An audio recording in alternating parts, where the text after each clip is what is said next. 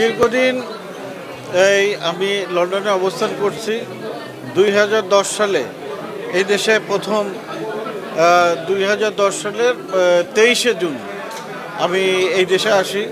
তারপর থেকে আমি আর বাংলাদেশে যেতে পারিনি, বিভিন্ন কারণে যাওয়া হয়ে ওঠেনি। তো দীর্ঘ প্রায় 15 বছর পরে বাংলাদেশে যাব, এইটার যে অনুভূতি এটা আসলে ভাষায় প্রকাশ করার মতো নয়। এই দেশে যখন আমি আসার পরে মানুষের কি বলবো, হার্টের যে মানে কলিজার টুকরা যদি বলা হয়, বাবা মা। আমি আমার বাবাকে হারিয়েছি, আমার মাকেও হারিয়েছি, আমি আমার অনেক আত্মীয় স্বজনকে আমি হারিয়েছি। তো এতটুকু মানে বলবো যে আমি যখন এই দেশে মানে প্রবাস জীবনে থাকার পরে যখন আপনার বাবা মা যারা হারায় তারা আসলে জানে যে এইটার বেদনাটুকু কতটুকু। তো এখন বাংলাদেশে গেলে যে বাবা মাকে ফিরে পাবো বা আমার অন্যান্য নিকট আত্মীয়জন যারা আছে তাদেরকে যে কাছে পাবো তা না, কিন্তু অন্তত তাদের কবরের পাশে যে অন্তত তাদের জন্য আল্লাহর দরবারে দোয়া করতে পারবো, এটারও একটা আপনার একটা অনুভূতি একটা কাজ করছে। তো এই প্রবাস জীবনে এসে এই ফ্যাসিবাদী সরকারের বিরুদ্ধে দীর্ঘদিন যে আমরা যে আন্দোলন করতে পেরেছি, আমরা জানি বাংলাদেশ থেকে যারা আন্দোলন করেছে তাদের অবদান আমাদের থেকে অনেক। আমরা আসলে নিরাপদে থেকে কিন্তু আমরা আন্দোলন করেছি। তারপর আপনারা জানেন প্রবাস জীবনে যারা থাকে তারা জানে যে এইখানকার জীবন কতটা কঠিন। এই কঠিন বাস্তবতার ভিতরে থেকেও আমরা আমাদের দেশের জন্য, দেশের গণতন্ত্র প্রতিষ্ঠার জন্য আমাদের প্রিয় নেতা বিএনপির ভারপ্রাপ্ত চেয়ারম্যান তারেক রহমানের নেতৃত্বে আমরা সারা বিশ্বে বহির্বিশ্বে যে আন্দোলন সংগ্রাম যেই আমরা যেভাবে সক্রিয়ভাবে কাজ করেছি, একটা জিনিস অন্তত ভালো লাগছে যে আমি একজন প্রবাসী যোদ্ধা হিসেবে আমি এইটার সাথে আন্দোলনের সাথে সম্পৃক্ত হতে পেরেছি এবং আমরা সাকসেস হয়েছি। তো এই ফ্যাসিবাদী সরকারের যারা প্রেতাত্মারা এখনও যারা আপনার যারা বিভিন্ন জায়গায় অবস্থান করছে তারা কিন্তু এখনও ষড়যন্ত্র করে যাচ্ছে। তো এই সম্পর্কে আমি দেশবাসী তথা প্রবাসী এবং দেশবাসী সকলকে সতর্ক থাকার আহ্বান জানাচ্ছি।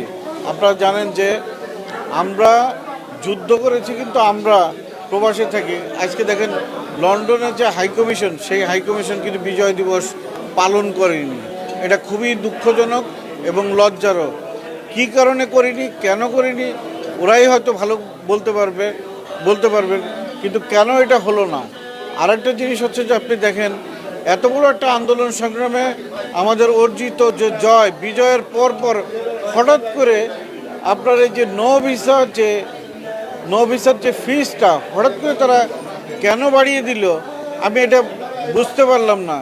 এরা কি এই হাই কমিশনে বা পররাষ্ট্র মন্ত্রণালয়ে যারা পালন করছে তারা কি শেখ হাসিনাকে খুশি করার জন্য এটা করলো যে প্রবাসীদের ফিটা বাড়িয়ে দিলে প্রবাসীরা খেপে যাবে, এই সরকারকে বিব্রতকর অবস্থায় ফেলে দেবে?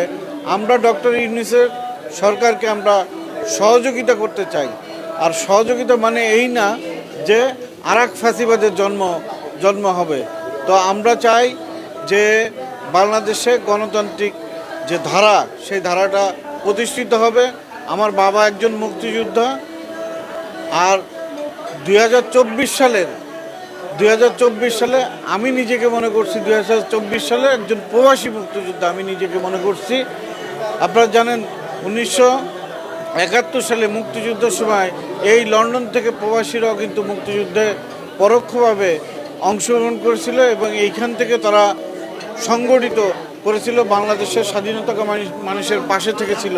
ঠিক তেমনিভাবে আমরাও কিন্তু এই মানে প্রবাসে থেকে আমরা বাংলাদেশের যে ছাত্র জনতার যে আন্দোলন, সেই আন্দোলনে আমাদের নেতার আহ্বানে সাড়া দিয়ে সারা বাংলাদেশের জাতীয়তাবাদী শক্তি যেমন রাজপথে থেকেছিল, ঠিক তেমনি আমরা ইউকে বিএনপি নেতৃত্বে সারা বিশ্বে আমরাও নেতৃত্ব দিয়ে বাংলাদেশে একটি সুষ্ঠু ধারা রাজনীতি প্রতিষ্ঠার জন্য আমরা কাজ করে যাচ্ছি। আমাদের বিজয় কিন্তু এখনো পর্যন্ত শেষ হয়নি। কেন শেষ হয়নি? কারণ বাংলাদেশের মানুষের যে ভোটের অধিকার, সেই অধিকার প্রতিষ্ঠা হলেই বাংলাদেশের গণতন্ত্রের জয় হবে, বাংলাদেশের স্বাধীনতা সার্বভৌমত্ব রক্ষা পাবে। তবে